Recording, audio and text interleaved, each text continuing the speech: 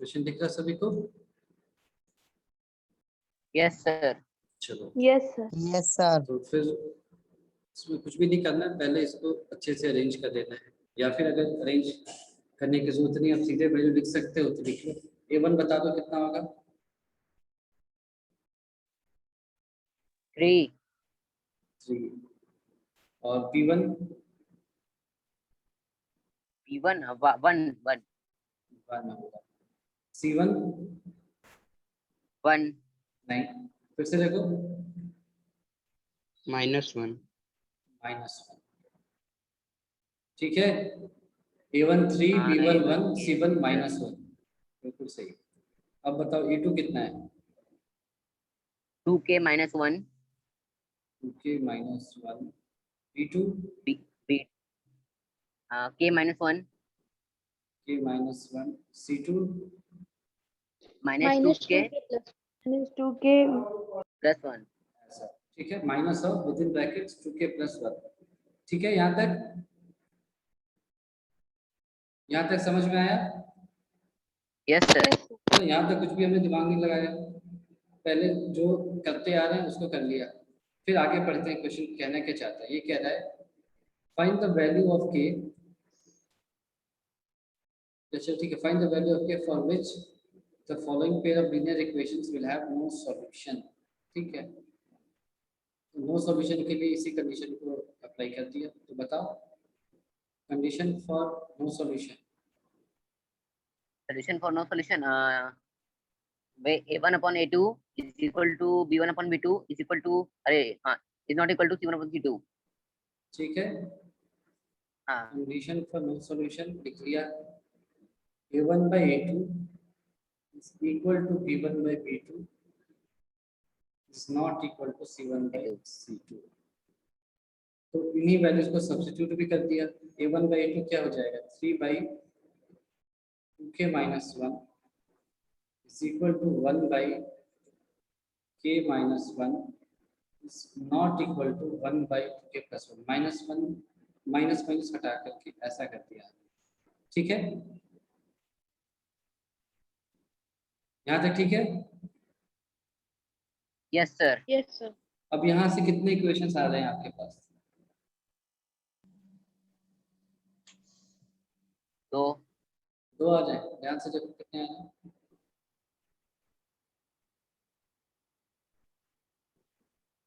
ध्यान से देख करके बताओ कितने आ रहे हैं। देखो ये ऐसा कुछ है क्या? x is equal to y and this is not equal to z, ऐसा कुछ है क्या इस तरह से? Yes sir. इसका मतलब क्या है? इसका मतलब क्या है? एक भी सॉल्यूशन नहीं है। नहीं, इसका मतलब है ऐसा, मतलब x is equal to y, एक मिनट, इक्वल नहीं है y is not equal to z and x और is not equal also to z। not equal to z। ये तीनों, ये हाँ, तीन ये- कंडीशंस हैं। ये ठीक है? Yes sir. Yes sir. बाकी बताओ सबको समझ में आई है ये वाला step? Yes sir. Yes sir. Yes yes sir. Sir. ठीक है, तो देखो इस लेवल पे तो हमें ज़्यादा कष्ट नहीं होता, लेकिन मैंने क्यों आपको ये बताया ऐसे करके, ताकि ये आपके दिमाग में रहे बिल्कुल, है ना। जब हम +2 में आते हैं तो फंक्शंस वगैरह के क्वेश्चंस ऐसे ही सॉल्व करते हैं कि कहाँ पर इक्वल होना चाहिए, कहाँ कहाँ इक्वल नहीं होना चाहिए, किसी भी कंडीशन को मिस नहीं कर सकते आप। ठीक है, तो आपने देखा x = y है, हो सकता है केवल इसी से काम चल जाता है, लेकिन हम उसको आदत में रखेंगे कि इंफॉर्मेशन आगे भी तो है। यहाँ ऐसा थोड़ी है कि A1/A2 = B1/B2 के बाद रुक गया सब, आगे भी तो है, तो उसको भी यूज करेंगे हम, है ना। तो वहां से क्या यूज करके लाए? y is not equal to z, और क्योंकि x = y था, तो y अगर z के बराबर नहीं है तो फिर जाहिर सी बात है z x के बराबर भी नहीं है। ठीक है, क्लियर है?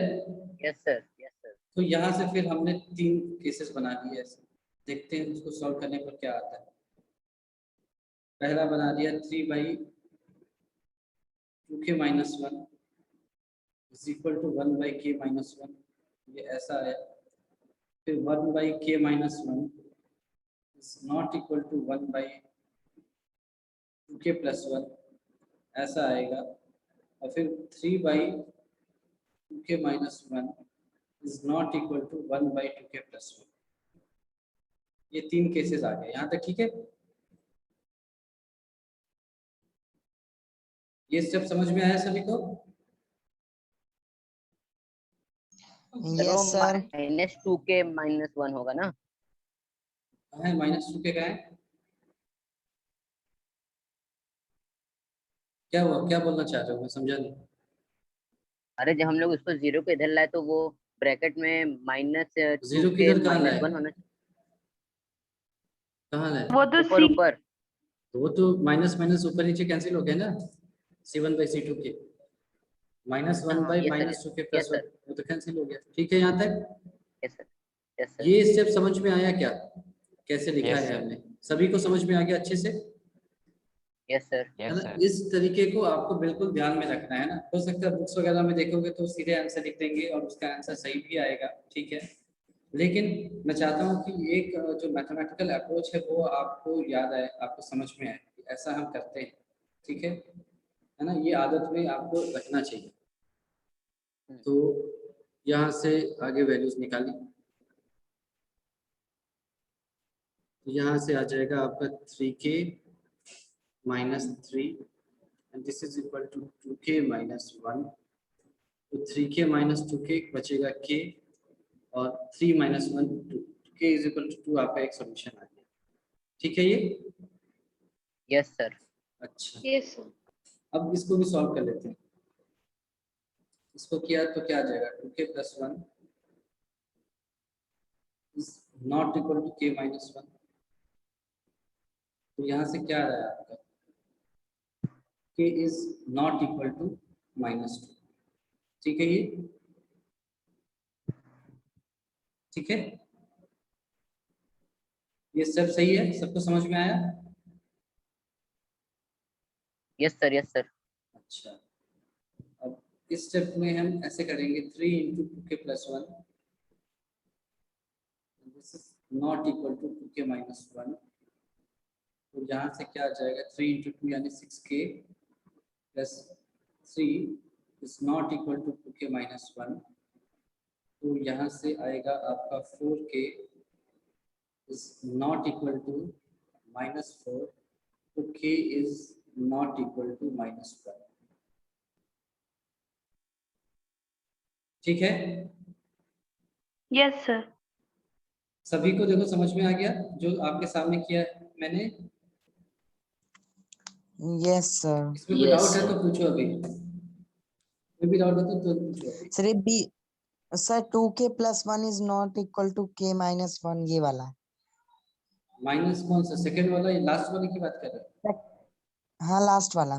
तो क्रॉस मल्टीप्लाई किया ना, 3 into 2k plus 1 is not equal to 2k minus 1। Solve कर दो, देखो इक्वल टू जैसे सॉल्व करते हो नॉट इक्वल टू सॉल्व कर दो, बस इस साइन को बस रखना है, बाकी प्रोसेस तो सेम ही है। ये 6k है, इधर 2k है, तो ये 6k माइनस 2k क्या हो जाएगा, 4k, और ये 3 4k। दूसरी साइड जाएगा तो -3 बन जाएगा, -3 माइनस यस 1 सर। -4 होता है, तो k क्या हो जाएगा, not equal to -1, yes sir. ठीक है। ये बताओ ये समझ में आया क्या, यस सर, हाँ यस। पक्की बात है? Yes sir. तो अच्छा, अब तुम कह सकते हो कि ये क्या बेवकूफ़ी की है कि आप कह रहे हो कि k इक्वल टू 2 है, k नॉट इक्वल टू -2 है, और k नॉट इक्वल टू -1 है। जब k इक्वल टू 2 है तो जाहिर सी बात है वो -2 या -1 के बराबर थोड़ी होगा। तो हम तो सिर्फ जैसे बुक में दे रखा है, मुझे नहीं पता बुक में दिया है कि नहीं, हो सकता बुक में भी ऐसा किया हो, मुझे नहीं याद है ना। मैं मान के चल रहा हूँ कि नहीं करेंगे क्योंकि आपका आंसर इस लेवल पे यही तक आ जाएगा। तो आप कह सकते हो कि ये तो मुद्दा है, k इज इक्वल टू 2 से सॉल्यूशन तो आ ही गया, फिर ये करने की जरूरत ही क्या थी, आखिरी में भी आंसर यही जाएगा, ठीक है ना। आपके यस दिमाग में ये सर। यस प्रश्न सर। आया कि नहीं आया कि जब k is equal to 2 hmm. ही सॉल्यूशन है और सिर्फ इसको करने से आ रहा है, तो फिर not equal to -2 not equal to -1 अपन कर ही क्यों रहे हैं, है कि नहीं? क्यों कर रहे यस हैं वो सर। मैं अभी बताता हूँ। मान लो कि यहाँ पर सर 3 की उससे जगह, हमें कंफर्म हो जाएगा ना कि वो अलग भी मतलब इक्वल नहीं है। नहीं देखो मैं एक मिनट जो मैं बता रहा हूँ, जैसे मान लो तुमने इसको सॉल्व किया होता इसको सॉल्व किया होता है ना, और ये क्वाड्रेटिक की तरह आता, यहाँ पर तो लीनियर है ना, के है, लेकिन अगर ये क्वाड्रेटिक होता यस तो सर, क्वाड्रेटिक की कितनी वैल्यूज होती हैं? 2. 2 वैल्यूज होती हैं। 2 मान लो के की 3 वैल्यूज आती हैं, 2 और -2, है ना, 2 और -2 वैल्यूज आती हैं। तो आप अगर यही को इसी को केवल करते तो आपके 2 वैल्यूज आ गई, लेकिन आपने इसको सॉल्व किया तो आपको पता चला कि -2 इसका सॉल्यूशन नहीं है। ठीक है, तो केवल k इज इक्वल टू 2 ही इसका सॉल्यूशन होता है। समझ में आया? यस सर, समझ में आया कि यहाँ से अगर केवल पहले वाले को सॉल्व करते और आपके 2 वैल्यूज आते 2 -2, फिर आप सेकेंड वाले को चेक करते उसमें से आता k नॉट इक्वल टू -2, जिसका मतलब -2 दोनों जगह एग्री नहीं कर रहा है, एक जगह तो वही वैलिड है, दूसरी जगह वो वैलिड नहीं है, तो जो दोनों जगह वैलिड नहीं है वो सही नहीं होगा। ऐसा वैल्यू होना चाहिए जो हर जगह वैलिड है कि नहीं? तो फिर -2 को हम रिजेक्ट कर देते। ठीक है, समझ में आया ये? Yes, sir. अगर मान लो कि k किसी कारण से क्यूबिक हो जाता तो k की 3 वैल्यूज आती, मान लो तीसरी वैल्यू होती -1, तो आप इस कंडीशन को सॉल्व करते देखते k नॉट इक्वल टू -1 भी आ रहा है, यानी ये भी रिजेक्ट हो जाता है। ठीक है, तो फिर आपको केवल एक ही सॉल्यूशन मिलता है ना, और अगर आप केसेस को नहीं करते तो आपको तीनों वैल्यूज मिल जाती है, जो कि गलत आंसर था। ठीक है, ये बात समझ में आ गई आपको? बोल नहीं रहे हो, क्या हो गया? Yes sir. यस सर, सबको समझ Yes, में आ sir. गई I. है ना? सबको बात समझ में आ गई ना?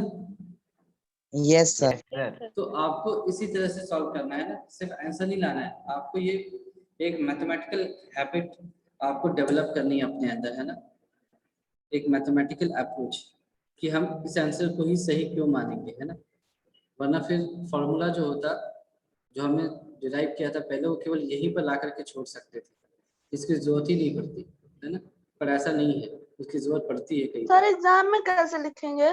जैसे हमने आपको दिखाया है, ये तीनों करेंगे आप।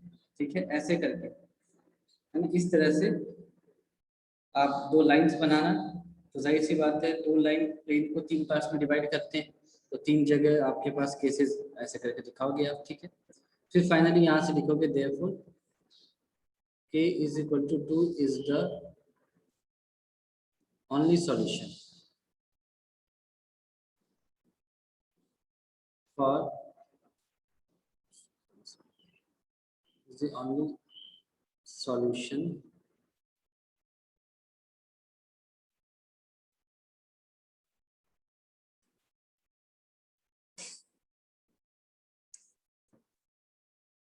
for the pair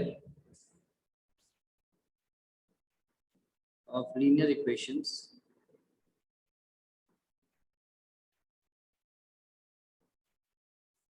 to have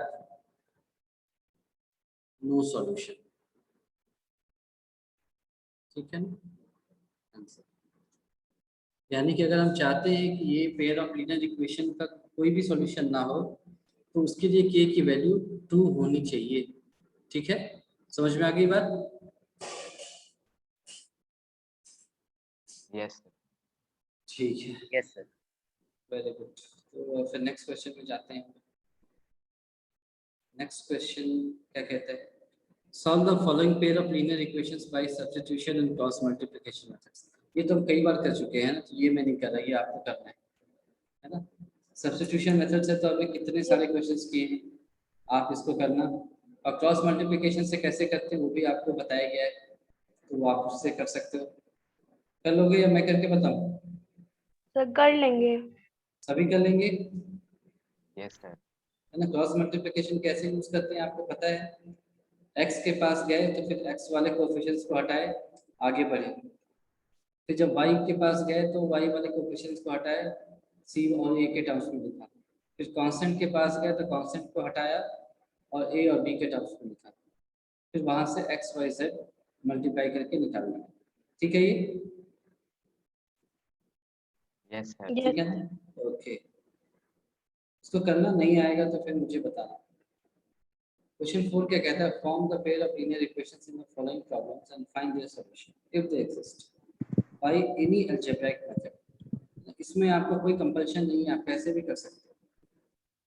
तो यहाँ पर कितने 5 क्वेश्चंस हैं, 5 में से ये तो वही वाला है। हाँ ये वही सारी उल्टी सीधी ठीक है, कहानी है। चल। क्वेश्चन नंबर 5 देखो, और वो सभी ये कल क्लास में किया था क्या हमने?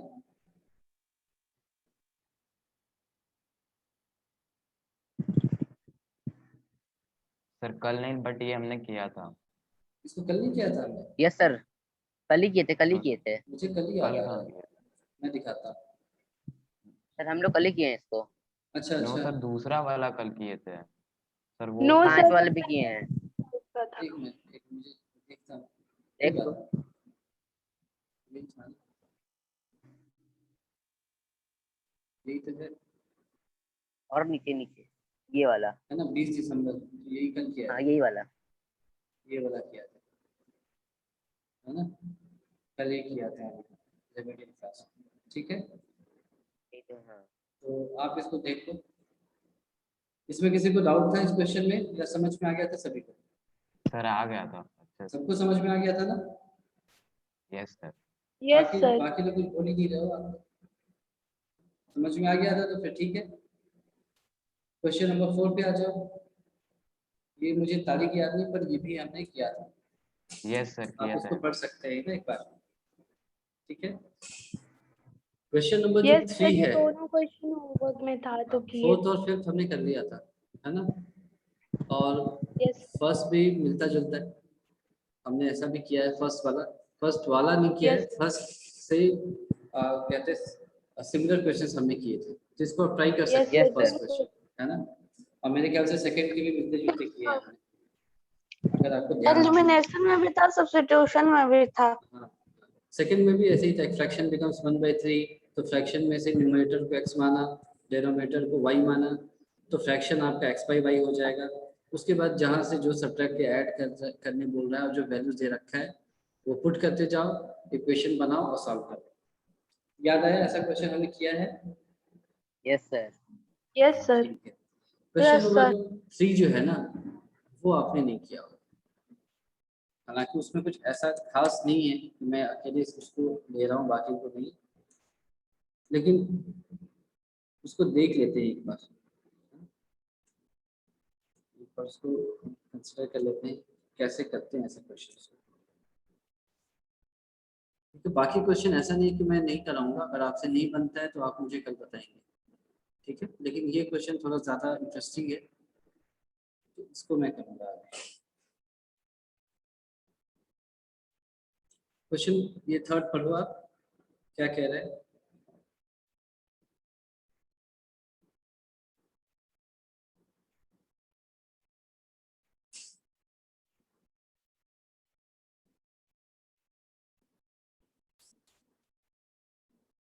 पढ़ लिया सबने? Yes, sir. सर एक चलो, मिनट। हाँ पढ़ लो।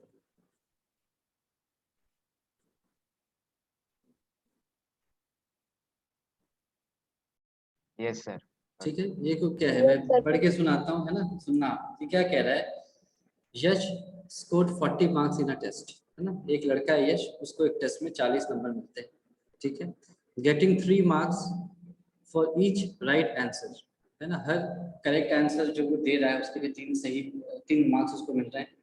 And losing 1 mark for each wrong answer, यानी उसने किसने भी क्वेश्चन को रॉन्ग किया, हर रॉन्ग क्वेश्चन के लिए उसके 1 मार्क्स डिडक्ट हो जाएंगे, ठीक?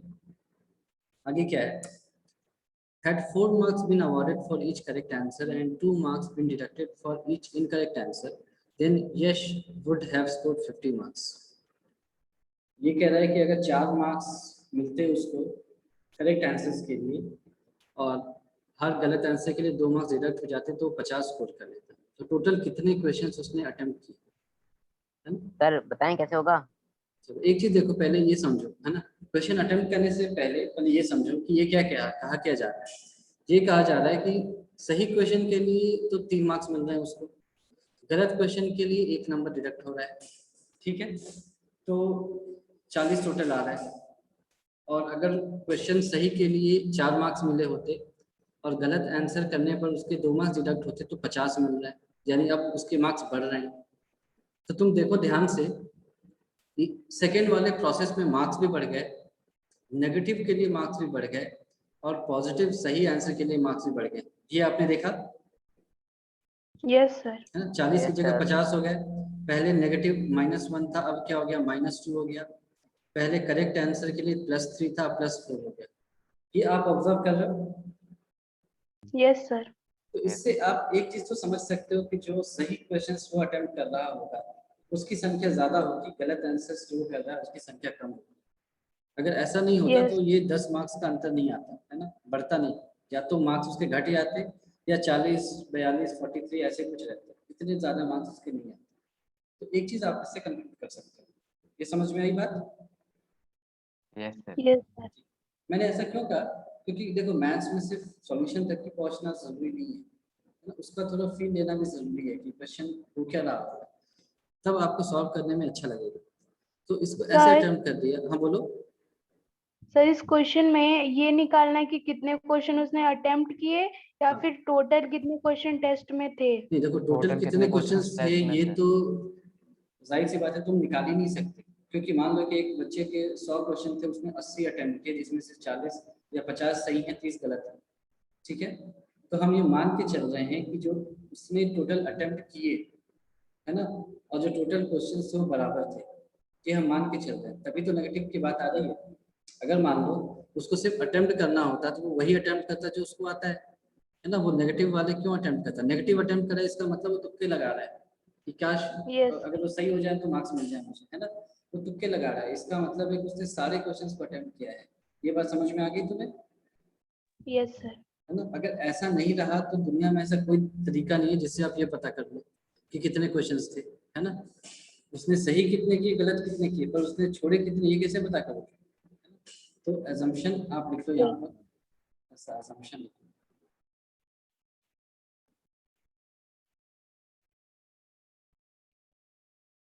total number of questions in the exam is equal to number of questions attempted. ठीक है ये? Yes sir. चलो अब लिखो, let the number of questions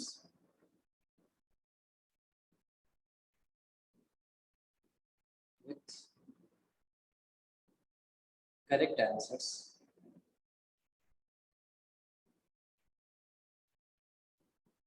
is equal to x, है ना, जितने क्वेश्चंस को Yes. सही आंसर दे रहा है क्या नाम यश, उसके संख्या में x मान लिया, है ना, और जितनों के वो गलत आंसर्स दे रहा है उस तरह के क्वेश्चंस की संख्या में y मान लिया, and number of questions with wrong answers is equal to y। यहाँ तक ठीक है? Yes sir. तो यहाँ से एक चीज आ जाएगी, therefore total number of questions x + 5। is equal to x plus y। यहाँ तक ठीक है? यही Yes, आपको sir. निकालना है। ठीक है, अब क्वेश्चंस में आते हैं। क्वेश्चन क्या कह रहा है? therefore according to question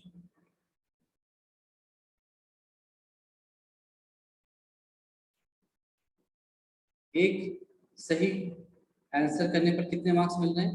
पहले केस में 3 marks. 3 Three. मार्क्स, है 3x. ना, तो x क्वेश्चन सही करने पर कितने मिलेंगे? 3x मिलेंगे। Yes, Yes. sir. Yes, sir. अच्छा, एक गलत करने पर कितने मिल रहे हैं? -1, One. -1. 1 डिडक्ट हो रहा है, इसका मतलब क्या? -1 मिल रहा है।